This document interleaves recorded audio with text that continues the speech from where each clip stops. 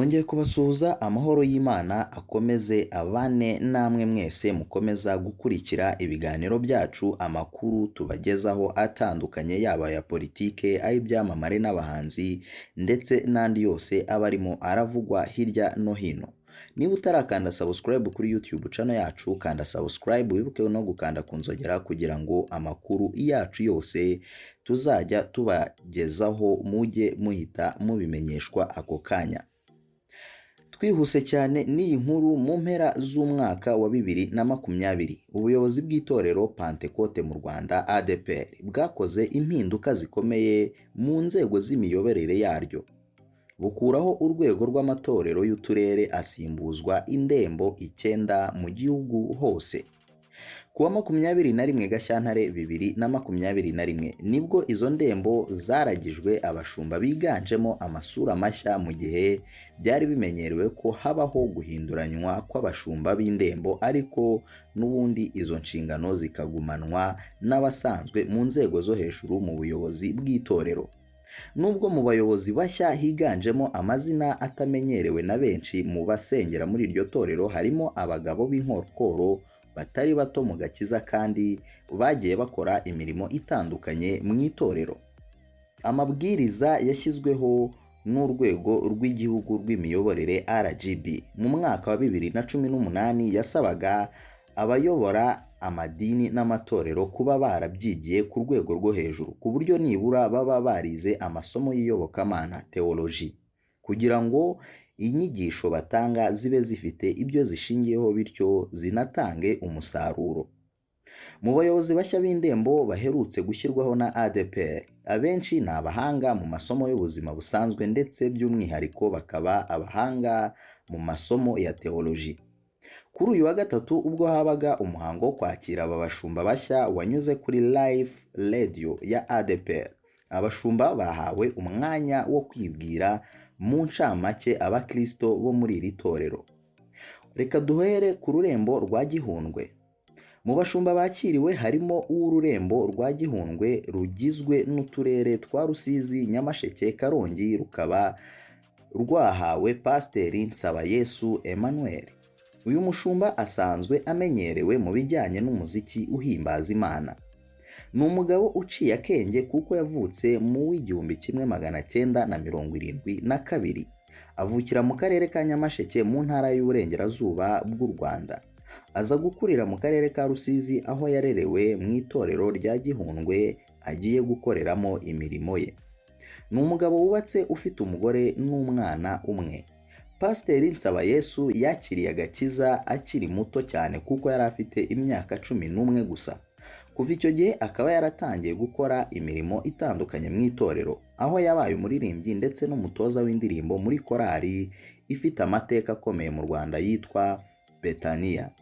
Ni umugabo w'umuhanga mu bijyanye n'umuziki kuko yanabyize imyaka 5, akiga ibyo gutegura integanyanyigisho z'umuziki n'andi masomo y'umuziki.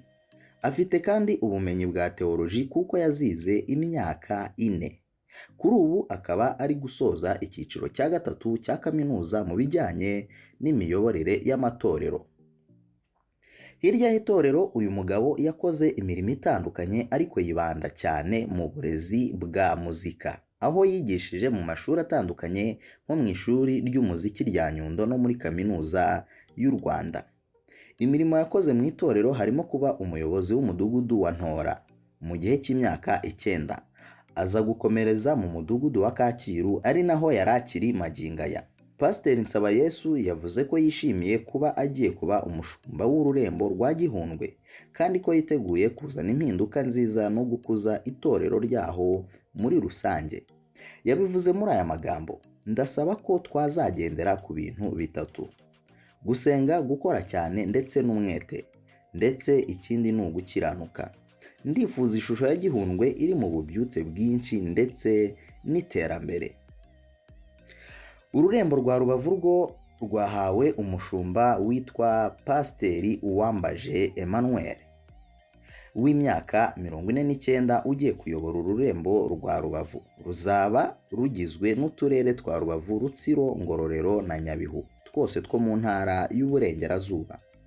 Pasiteri Uwambaje yavukiye mu karere ka Rusizi ari naho yakirijwe ndetse yuzura umwuka wera bwa mbere afite imyaka 20. Nyuma yaho gato yahise atangira kwiga amasomo ya teoloji mu ishuri riri muri Repubulika Iharanira Demokarasi ya Kongo mu mujyi wa Bukavu. Nyuma yo kurangiza amasomo ye yerekeje mu mujyi wa Kigali muri paruwasi ya Remera, ahabwa inshingano zo kuba umuyobozi w'urubyiruko ndetse n'umudiyakoni. Mu mwaka w'ibihumbi 2000 yaje kuba umukuru w'itorero mu midugudu itandukanye yo muri paruwasi ya Gatsata. Akomereza Nyarugenge ari naho yari akomereje imirimo ye kugeza ubu. Yize amasomo atandukanye ya teoloji ndetse kuri ubu ari kuminuza mu cyiciro cya 3 cya kaminuza, aho yiga ibijyanye n'iyobokamana i Buruseli mu Bubiligi. Mu buzima busanzwe uyu mugabo asanzwe afite impamyabumenyi mu bijyanye n'icungamutungo yavanye muri kaminuza y'u Rwanda. Yakoze imirimo itandukanye mu itorero kuko yabaye umwarimu mu ishuri rya Bibiliya ETD mu gihe cy'imyaka igera kuri 15. Ubwo yagezaga ku bandi intumbero ze, Pasiteri Uwambaje yasabye abakristo bo mu rurembo rwa Rubavu guhora bari maso kuko Yesu ashobora kugaruka igihe icyo ari cyo cyose. Yaravuze ati, icyo nababwira bene data nuko tugomba guhora twiteguye kuko Kristo ashobora kugaruka igihe cyose. Undi mushumba wahawe inshingano ni Pasiteri Safari Wilson, uzayobora ururembo rwa Muhoza rubarizwamo uturere twa Musanze, Burera na Gakenke, turi mu ntara y'Amajyaruguru y'u Rwanda. Ni umugabo w'imyaka 48 wubatse ufite abana 4. Kugeza ubu uyu mugabo ari gukorera impamyabumenyi y'ikirenga PhD muri kaminuza yo muri Leta Zunze Ubumwe za Amerika. Yarangije mu ishuri rya IGSM mu bijyanye no kuyobora amatorero ndetse afite icyiciro cya 3 cya kaminuza. Yize kandi bijyanye n'uburezi muri kaminuza y'u Rwanda ishami ry'uburezi KIE. Pasiteri Safari yakoze imirimo itandukanye mu itorero. Kugeza ubu yari pasiteri muri paruwase ya Gakenke, aho yari amaze imyaka 5 ayiyobora. Yanayoboye imidugudu itandukanye irimo nka Buheta, Musave, Gashenyi ndetse n'ahandi. Yayoboye kandi umudugudu wa Rwankuba muri paruwase ya Kinyinya, abo muririmbyi ndetse n'umuyobozi wa korali Rwankuba.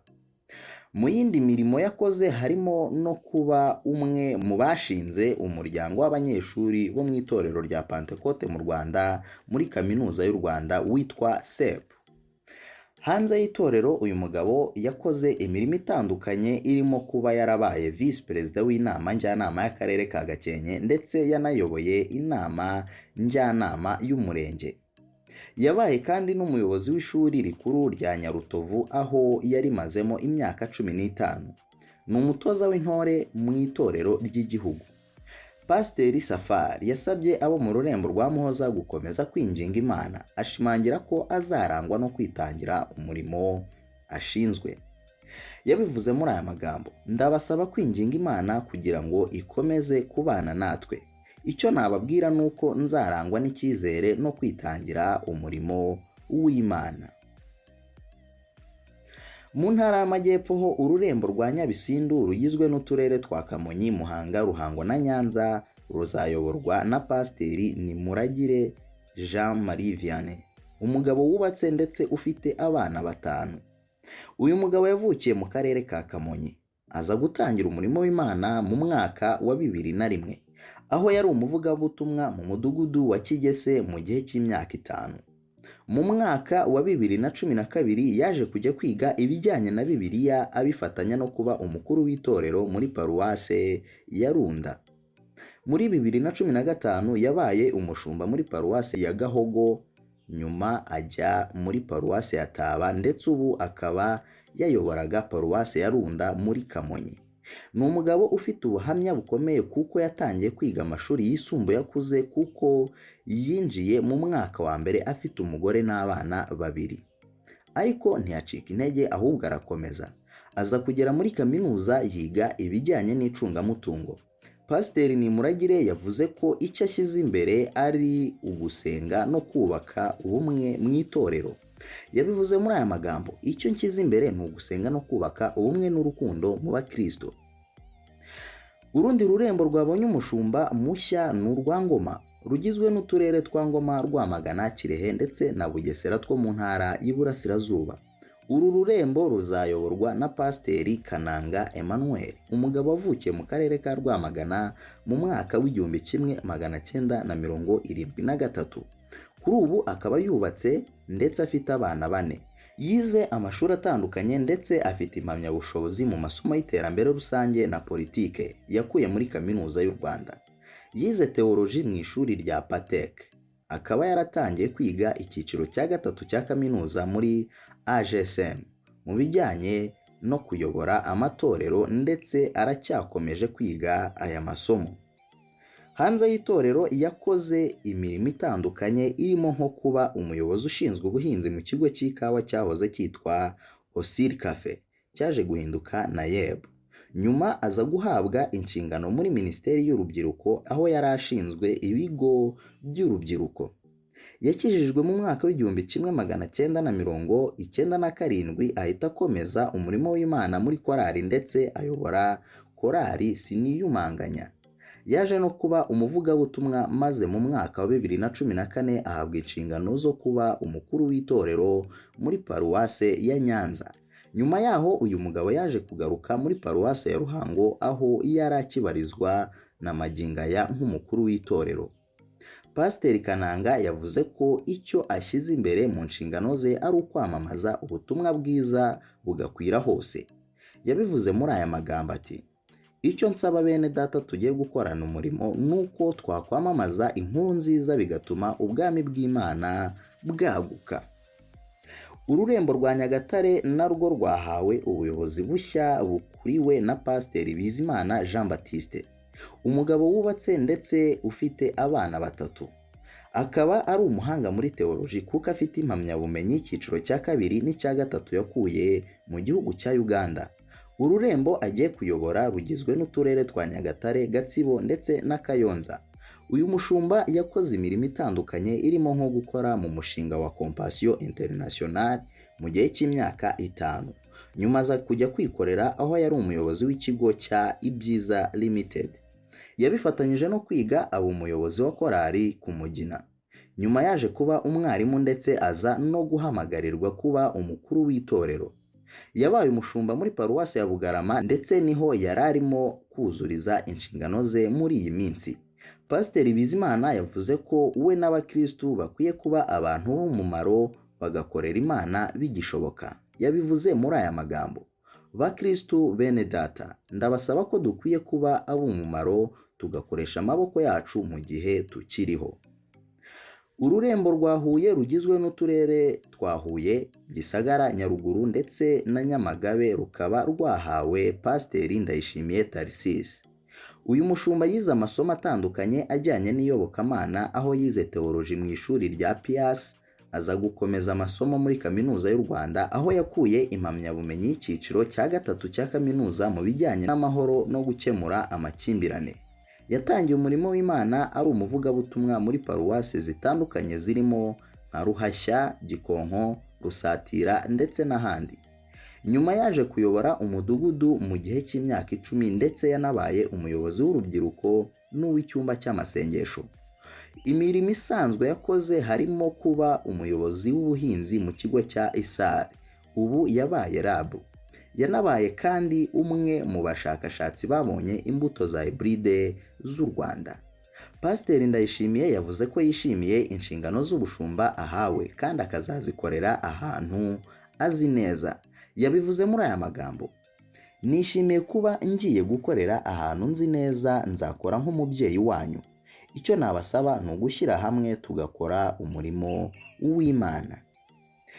Ururembo rw'umujyi wa Kigali rugizwe n'uturere twa Nyarugenge, Gasabo na Kicukiro rwahawe Pasiteri Rurangwa Valentin, umugabo wubatse ndetse akagira abana 7. Yari asanzwe ari umukuru wa paruwasi ya Gikondo aho yari amaze imyaka 5 ayiyobora.